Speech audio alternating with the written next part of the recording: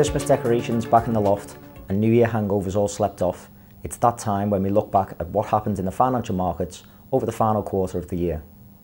I'm Terry McGivern, Fund Manager for the AJ Bell Passive Fund range, and it's my pleasure to take you through some of the stories that drove returns in the last 3 months of 2018.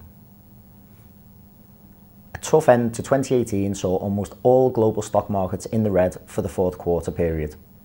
Global technology and Japan were the big losers, down over 15% and 12%, as Q3's winners became Q4's losers.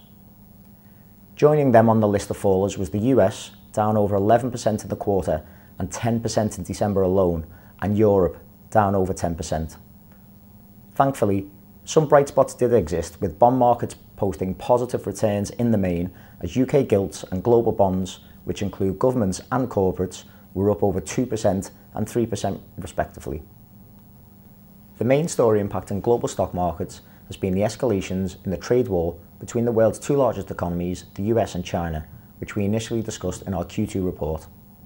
Briefly, a trade war arises when one country feels another is exploiting unfair practices to outcompete in trade, so in order to level the playing field, they will impose tariffs on goods imported from the other country, making them more expensive.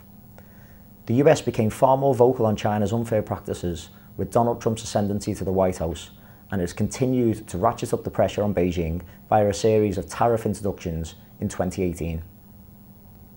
In December, as President Trump and President Xi were meeting at the G20 in Argentina and agreeing to a temporary truce to allow trade negotiations, a subtle but important development saw Canadian authorities arrest Meng Wanzhou, Chief Financial Officer of one of China's premier technology companies, Huawei, who is now facing extradition to the US on charges relating to fraud and sanctions violations with respect to the company's dealings in Iran.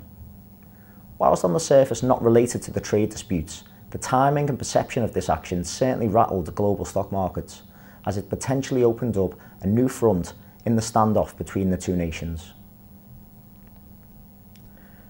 On news of the arrest, US car makers and technology stocks, two of the industries most affected by the trade dispute, saw big falls and have continued to fall further since, with technology down over 15% since the arrest and the automobile sector down over 11%. With a 90-day ceasefire in place at the moment, investors will certainly be hoping that these two giant economies can settle their differences, and the team is monitoring the situation closely. In the first 3 quarters of 2018, technology stocks, particularly in the US, were the darlings of investors, being one of the best performing sectors on global markets, up over 19% in the period. However, with the trade wars already discussed, Q4 was a different story entirely, with the sector falling over 18% between October and the end of December.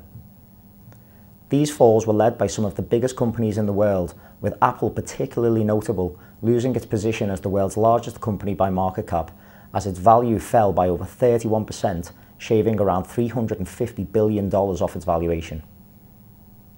This was on the back of Apple revealing it will no longer disclose its sales numbers, spooking investors who worried that it must be bad news. Apple confirmed this on the 3rd of January 2019 with its first profit warning since 2002, as CEO Tim Cook cited challenging Chinese sales as one of the main drivers behind the company's falling profits. The team is still comfortable with our holdings in technology, believing it offers strong growth opportunities into the future. However, we remain alert to any changes in the outlook for the sector. From each quarter seeming to show consistent equity gains and struggling bond markets, it was interesting to see almost the exact reverse story in Q4. Although the market moves have been uncomfortable this quarter, and it's disappointing to have posted negative returns across the range for the period, markets do go up and down, and it should be noted that the moves are within the normal range of returns expected by the team from our testing in the design stage of the portfolios. It's also pleasing to see that the multi-asset structure of our funds meant that as stocks and property fell, other assets were helping, with positive returns for both bonds and cash. Our funds are built with a 5-year investor time horizon, and that being the case, some perspective is advised with regards to Q4 returns in the broader scope of the fund's objectives and performance. The team are continuously monitoring global developments and are conscious of the various headwinds that may present in 2019, such as the potential for a no-deal Brexit or further escalation to trade disputes. That being the case, We stand ready to act, and we will adjust the funds if we see signs of continued weakness or threats to the long-term prospects of the global economy. AJ Bell do not offer advice, so we would urge you to do your own research to ensure that any investment you select is appropriate for your financial circumstances and objectives and in line with your attitude to risk.